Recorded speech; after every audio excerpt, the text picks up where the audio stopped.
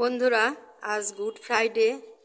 তাই good Friday নিয়ে কিছু একটা আমি বলবো। আমি তো জানি না অত কিছু, তো যতটুকু জানছি বলছি। তো শোনো, যে আজকে যে গুড ফ্রাইডে, সারা বিশ্বে খ্রিস্টান ধর্মাবলম্বী আজকের এই দিনটি শ্রদ্ধা সহকারে বা ভক্তি সহকারে পালন করে, তাই না?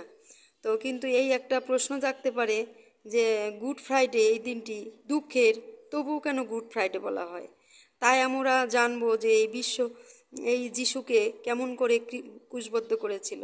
যিশু যখন জেরুজালেমে এসেছিলেন, সেই সময় সেখানকার রাজনৈতিক পরিস্থিতি খুব উত্তপ্ত ছিল। ইহুদেরা মিশরের হাত থেকে স্বাধীন হয়েছিল। এমন সময় জেরুজালেমের পথে যিশুর ভক্তরা তাকে স্বাগত জানান। লোকের মুখে খবর রটে যায় যে যিশু তার ভক্তদের এবং শিশুদের ইহুদি মন্দির ভেঙে ফেলে, তাই তাকে আদেশ দেন। এছাড়া রোমান প্রশাসন তার জনপ্রিয়তার এবং ভক্তদের দেখে ভেবে বসলেন তিনি ইহুদিদের রাজা ভেবে নিজেকে তিনি কোনো বিদ্রোহ ঘোষণা করেছেন। এই জন্য মন্দির থেকে তাকে রোমান প্রশাসন বন্দী করার সিদ্ধান্ত নিলেন। ক্রুশবিদ্ধ করার আগের রাতে তিনি 12 জন শিষ্যকে নিয়ে শেষ খাবার বা লাস্ট সাপার খেতে বসেছিলেন। 12 জন প্রধান শিষ্যর মধ্যে একজন ছিলেন উয়েদা ইস্ক্যারিওট। ওয়েদা মাত্র 30টা রূপামুদ্রার বিনিময়ে যিশুর সাথে বিশ্বাসঘাতকতা করেন এবং ইহুদিদের মন্দিরের রক্ষীদের তাকে ধরিয়ে দেন। সেই রাতে উয়েদা সৈন্যদের সংকেত দিতে তিনি যিশুকে চুম্বন করেন। সেই মতে রক্ষীরা যিশুকে চিনে ফেলে এবং পিলা নিজের চাকরি রক্ষা করার জন্য যিশুকে ক্রুশবিদ্ধ করার নির্দেশ দিলেন।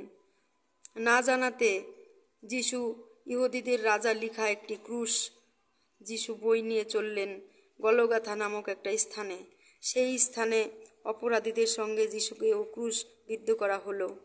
দুপুর 3টে থেকে শেষ 3 ঘন্টা অন্ধকার সমস্ত গ্রাম ঢেকে যায়। চিৎকার করে যিশু প্রাণত্যাগ করে। এই ছিল যিশুর ক্রুশবিদ্ধ হওয়ার কাহিনী। এবার কোন সালে ঘটনাটি ঘটেছিল? খ্রিস্টদের মতে দিনটি ছিল শুক্রবার। একটি মতে 33 খ্রিস্টাব্দে যিশুকে ক্রুশবিদ্ধ করা হয়। আবার আইজাক নিউটন হিসাব কষেছিলেন যে 34 খ্রিস্টাব্দে ঘটেছিল। আবার অন্য একটি মতে সেই দিন ছিল 33 খ্রিস্টাব্দের 3রা এপ্রিল। এই দিনটাকে কেন গুড ফ্রাইডে বলা হয়?